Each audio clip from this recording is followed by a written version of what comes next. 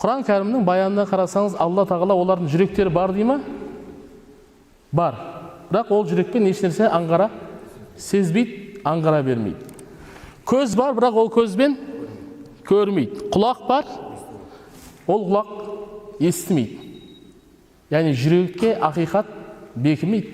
Ақиқат көз болса да, көкірек көзі жоқ, ақиқатты көрмейді. Құлағы болғанмен ақиқатты естігісі келмейді. Бұлар төрт түлік мал секілді. Тіпті олар одан бетер, себебі олар кімдер?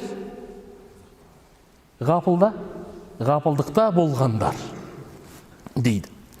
Басқа бір аятында Алла тағала айтады: «Инна касиран минан наси ан аятина лгафилун».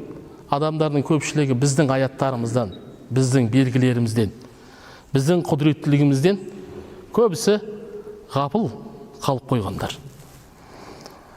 Алла басқа бір аятында айтады: «Вала тутиъ ман агфална қалбаху ан зикрина ваттабаъ хаваха ва кана амруху фурута».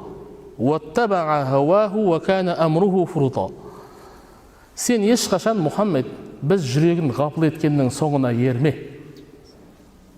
Біздің Құранымызды, біздің зікірімізден ғапыл еткен адамға бағынба.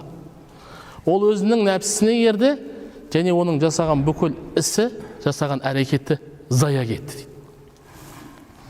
Бұл негізінде аяттар кәпірлер мен мүшриктерге қарсы аяттар. Кәпірлердің, мүшриктердің тозаққа түсуіне себеп болған нәрсе ғапылдықта болулар. Біздің мұсылмандарға не қатысы бар десеңіз, мұсылмандыға да кей кезде ғапылдық келеді. Алла тағала пайғамбарына ескерткен: «Ей Мұхаммед, сен Раббыңды ертелі кеш аузыңнан тастама. Сен ғапылдардан болма» деген. Сен ғапылдардан болма.